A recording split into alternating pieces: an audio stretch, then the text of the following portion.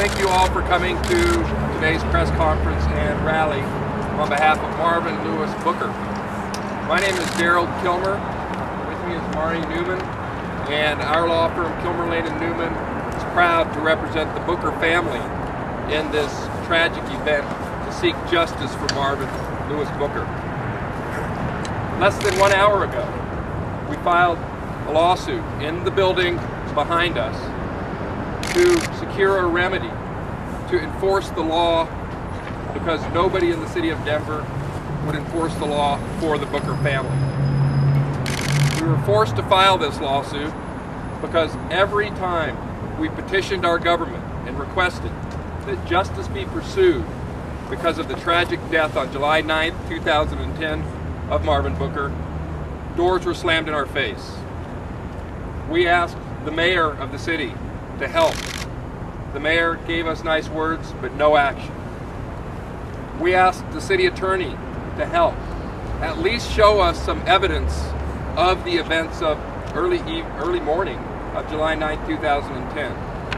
And although the city attorney also gave us words and told us that he would circle back and be in touch with us, it's been over 7 months since those requests were asked, and doors have been slammed in our face. We were hopeful that the district attorney, Mitch Morrissey, would hold the individuals who killed Marvin Booker accountable. We were hopeful that charges would be brought against those who killed Mr. Booker. 5 deputy sheriffs attacked brutally and killed Marvin Booker, a man who was 5 foot 5 inches tall, 135 pounds. He died under the weight of over 1,000 pounds of law enforcement in the jail. One deputy sheriff had Mr. Booker in a carotid chokehold that can strangle a man. He was on top of him. At the same time, 4 other deputies had their entire weight on Mr. Booker's body. 2 of them were handcuffing as he was face down. One of them was beating on his legs with nunchucks. At the same time, he was placed in this carotid chokehold around the jugular. Another deputy sheriff, at the exact same time, was inflicting powerful shocks to Mr. Booker's body with a taser. Continuous, powerful shocks. The combination of these restraints is what killed Marvin Booker. There is no doubt about that. We asked if we could see the evidence. Before the Booker family ever even hired lawyers, they said, we would like to see the last moments of our loved one's family. Many members of the family are here today, and you'll hear them speak. But they asked in a very rational, reasonable way to simply be told what happened that night. They were given words, but no action. First they were told, well, we have to wait to see the coroner report. The medical examiner has to look at this evidence first. And the Booker family said, all right, that's reasonable, we'll wait for that. And the medical examiner did his report and determined that this was a homicide. The manner of death is a human or humans killing another human. Well, then may we see the evidence? The coroner's report is done. No, they were told. We have to allow District Attorney Mitch Morrissey to do his evaluation, to see if charges will be brought against those responsible for killing Marvin. That seemed reasonable too, although it was more time and more frustration and more pain. And it was possible, just possible, that the district attorney of the city and county of Denver would bring charges and do the right thing and secure some measure of justice for this grieving family. But of course that didn't happen. Of course it didn't. The culture of Denver prevents it. It never happens. Law enforcement does not enforce the law against law enforcement. We found this over and over and over again. So District Attorney Morrissey somehow concluded that Marvin took his own life under the weight of 5 law enforcement officers. Well, that's frustrating. It's really outrageous.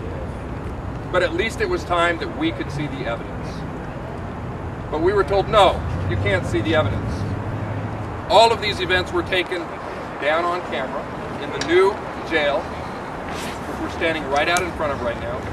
Camera from multiple angles, and several people have done their analysis, and the family was literally begging to see what happened to Marvin the last minutes of his life. But the evidence still was not shown. We were then told, well, we have to wait until the city attorney finishes his investigation of the deputies involved, who had already been cleared by the district attorney's office. It's been clear that the city has wanted to protect the deputies who are responsible for killing Marvin Booker much more than they want to protect this community from abusive law enforcement conduct, and much more than they want to provide some measure of solace to this grieving and dignified family. And that's an outrage. And presumably we're still in the middle of that investigation. 7.5 months after an event that took less than 7.5 minutes, the city is still wondering what happened, I suppose.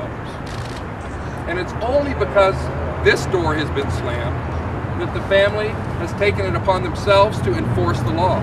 Somebody has to enforce the law against the law enforcers. And that's what we've started to do today. We filed a complaint alleging that the treatment of Marvin Booker and his killing violated his federally protected constitutional rights under the 4th and 14th Amendments to the United States Constitution. We all have a right to not be deprived of our lives without due process of law. And I'm here to say it is not due process to be attacked and tackled and killed within a matter of minutes by those who are here to serve and to protect. The Booker family knows this. We know this. The community knows this.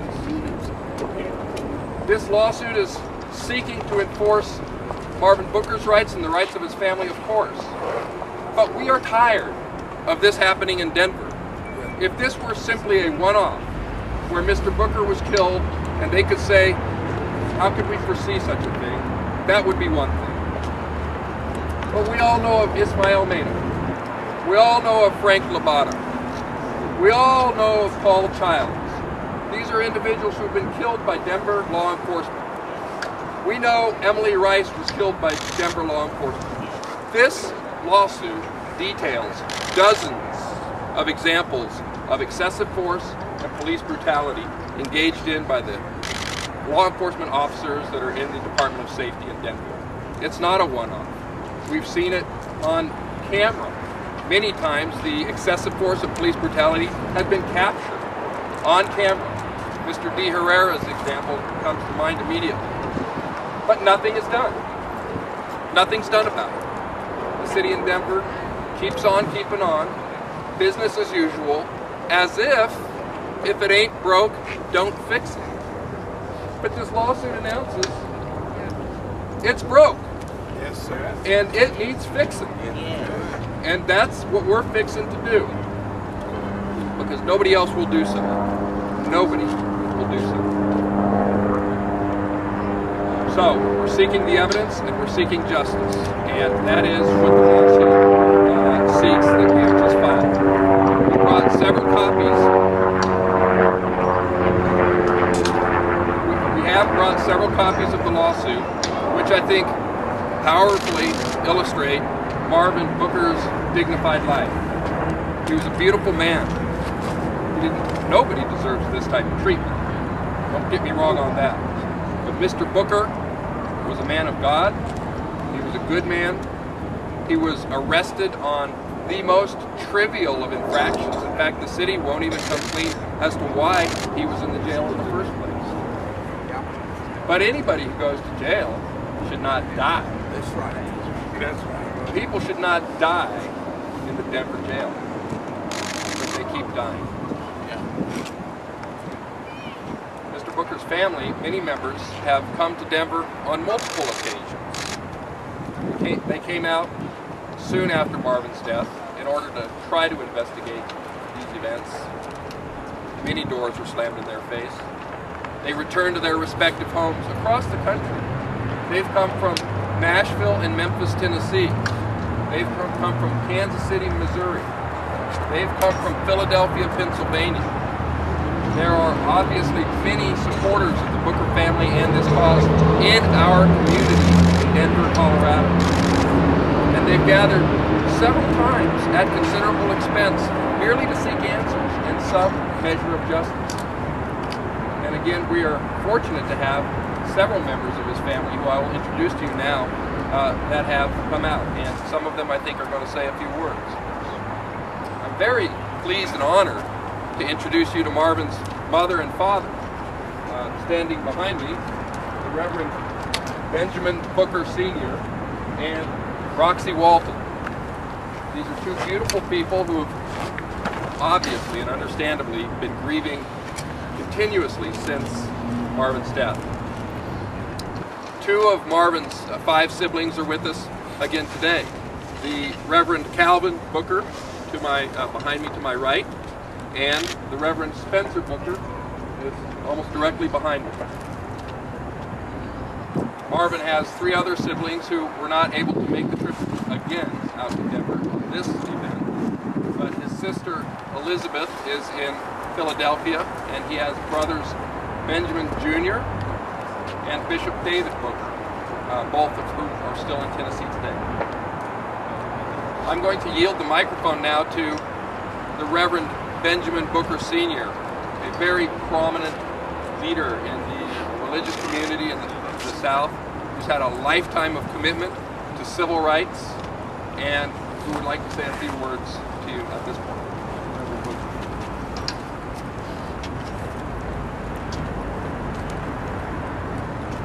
Back in March, I believe it was, in 1968, I marched with Dr. King every day for civil rights.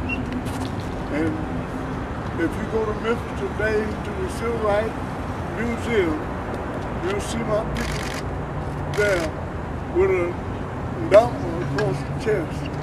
I was arrested for we refused to leave the sitting chamber. We refused to leave until we were heard. So now, in '68, I came to Denver to visit my brother. At that time, I fell in love with the Denver city. And I said if I ever relocate, I would come to Denver. But I don't know about that now. I changed my mind because it seemed to me that Marvin's death is premeditated. There was some witnesses in jail that night that saying Marvin kept telling them that he couldn't breathe. And they made up their mind they were going to make sure he could breathe. Wow. They killed him. And it's sad that the people you hire to protect you from yourself and from others take the authority to kill you. We ought to stand up and say something about it. Yeah. Because I tell you, Denver, if you don't say anything about it, you might be next. Yes, sir. I don't care who you are. You might be next. Yes, sir. It seems that the officers have a license to kill folks in jail. That's the record for Denver. And we come today to let you know that back in August, we tried to see the videotape, and they wouldn't let us see it. And I asked the city attorney, who has the authority to let us see it. He didn't know, and we asked Mr. Stein, I believe it was, and he didn't know, and we haven't been able to see it yet. And here it is, almost the last day of February, and we have not been able to see the videotape. Now, everybody else has seen it in the authority rank, but the family has not been able to see it. We want to see what happened to Marvin in those last moments, but I think that's because we hadn't been able to see it. They don't want us to see what happened. Well, because they know that something happened that had not no business happening. You see, the officers ought to be able to protect you and not to kill you. And we want to let Denver know that we are concerned about this, and the whole world is looking at Denver as what's going on here. That the police department and the sheriff department seem to have a license to kill folks in jail. And we want to know why. We want to know why that's happening. If anybody can tell me, I'd like to know. I asked the city attorney, and I asked the man in charge of safety back in August, who can tell us, who can give us the authority to see the video. At one time, they agreed for us to see it, but you can't tell nobody what to see. And we don't want to see it like that. We don't want to see it on videotape if I can't tell nobody what happened. That's right. So, keep it. I told the mayor before he went out of office that it seems to be that y'all are hiding something. If you won't let us see the tape, we want to see it. We want to see the tape as to what happened.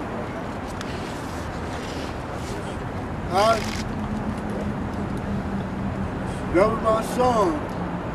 He was 54 years old, 56 years old when he died, and I'm 82. I have no right. What was that? To bury a 56-year-old man.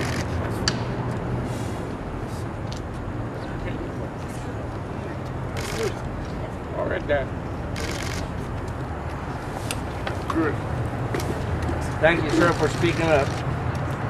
Reverend Booker, thank you for those very powerful, heartfelt words. He brought up the meeting we had with Mayor Hickenlooper, and I brought that up too, where we received nice gestures and words, but no action. I noticed on Martin Luther King Day this year, our new mayor, Mayor Vidal, said some very important words. It was Martin Luther King Day, and he assured those listening and the community that he wanted to see justice done quickly in Marvin Booker's case. And I was interested to hear that, because nobody had ever told us that. So that prompted another call to the city attorney's office saying, what did Mayor Vidal mean by that? We also would like to see some prompt action and justice in Marvin Booker's case. And all we were told was, we'll circle back to you on that. And they're still somewhere out on that circle. I'd like to have you hear a few words from Marvin's mother, Roxy Walton. And I just want y'all to know that, you know, it could have been somebody else too. It could have been one of your child. And I know, you know, you would be hurt too. And I just ask that we have justice, you know, and I'm so glad that it was a witness in the jail that see what happened. And y'all just, you know how I feel. I can't talk because I'm hurt right now. But he was my baby. We always got along good. We always, you know, had a birthday together or whatever together. And now I don't have that no more. And now we cut me down to 4 months. I had 5, but now I got 4. And you know that's real bad, you know. But I'm just asking that we have justice for my son, Marvin. Thank you very much, Mrs. Williams. Next, I would like to introduce you to one of Marvin's brothers, the Reverend Spencer Booker, who is currently minister at his church in Kansas City, Missouri, on leave from his church in Atlanta, Georgia. Reverend Booker.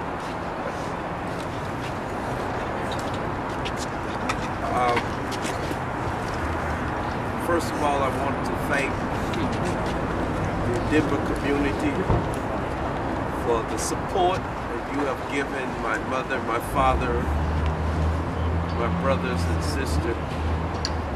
Thank you so much for your support, your prayers. Thank you so much for keeping Marvin Lewis Booker front and center. He should not have left us on July the 9th, not the way he left us. He should have had his civil rights upheld. He should have been given an opportunity to get his shoes and do what the authorities told him to do. But he didn't have that chance. All we want is justice for my brother. Continue to pray for us. Continue to pray for my mother and father that under this strain, that God would give them long life. This is very stressful coming in and out of Denver for them at their age. We must get answers. We want to thank you, but we know the answers, the remedies will come. And Denver will not only know what happened to Marvin, but it also will cut out the culture of brutality on the citizens in this city. It must cease. If my brother's life would be what it should be, he would not have lost it in vain. If we can get justice, not only for Marvin, but for all the citizens in Denver, Colorado, and vicinity. Thank you so much. God bless you. Reverend Booker, thank you very much. There has been obviously a wellspring of community support for Marvin Booker, for the Booker family, and that's as it should be. It still seems to be a minority of support because most people don't pay attention. But those who care about this want the word out. I want to introduce you to a friend and a very powerful and important supporter of the Booker family and of this cause. Dr. Tim Tyler is a prominent member of our community and has been from day one concerned about this issue, from day one supportive of the Booker family. Dr. Tyler, if you can say a few words.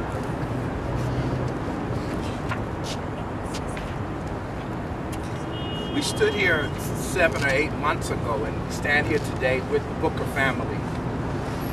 I said a while ago that unfortunately when they murdered Marvin Booker, they didn't know that he was connected and that he had family. I stand here to say that our hearts are broken. Our hearts are broken. And they have tried to wait us out. They've tried to delay us. They've been investigating and investigating. But we're going to keep our promise in the community that we're going to be right here with the Booker family until justice is done. This month we celebrated Black History. And we are standing in front of a courthouse named after Judge Flanagan, who was a prominent member of Shorter Community AME Church. And in Black History Month, we've come here to stand with the Booker family to let them know that we believe that not just black life, but all life is precious. All life. And we will not allow Denver to take that for granted. We live in Denver. All over the world, people are getting their justice and getting their freedom. In Egypt, in Libya. This is not Egypt, nor is it Libya. This is Denver. In Denver, in America, the Booker family cannot find justice because the city is in denial that a man died for no reason. And we will be here until justice is given. We will be here until those officers come off of paid vacation.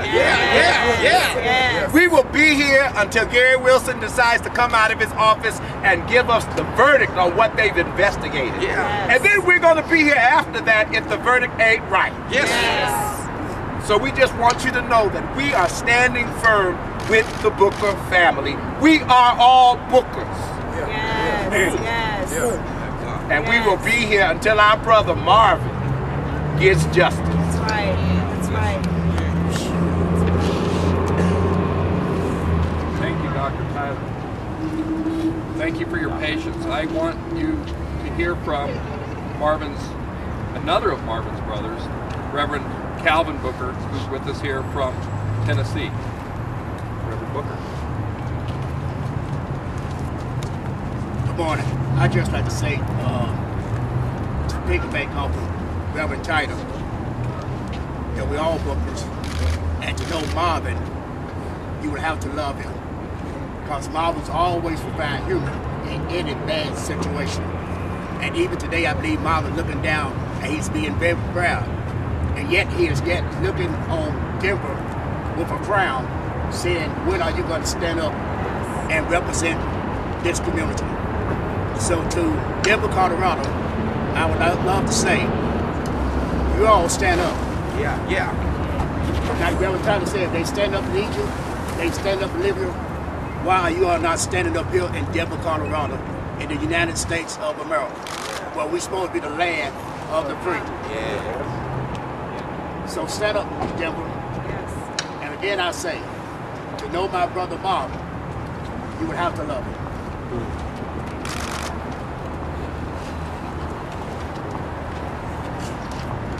Well, thank you very much for coming this morning. Those are the prepared words. I'm sure the family will be happy to answer any questions that you have in individual session, as will many of the supporters who we value their support, we cherish it, we couldn't be strong without it, and we hope to count you among it. Thank you very much. And this is the first step in a journey, we know that, but it's a journey that we're determined to complete. Are there any questions, Chris? Yes. Is this suit going to make it any easier for you to obtain that video, get it from the city? The question is whether, now that we filed the lawsuit, we have any additional tools to get the video, and the answer is yes. When litigation has commenced, we have the power of the court to order the city to give it to us, and the court will order the city to give it to us. In Emily Rice's case, the city had the same old story. You can't see the evidence until the investigation is done. In 19 months after Emily Rice died in the Denver jail, the city was still investigating. And I'm a patient man, but we ran out of patience. And the judge ran out of patience and ordered the city to turn that evidence over. We're not going to wait 19 months. The judge will order the city show the evidence to the Booker family. Any other questions?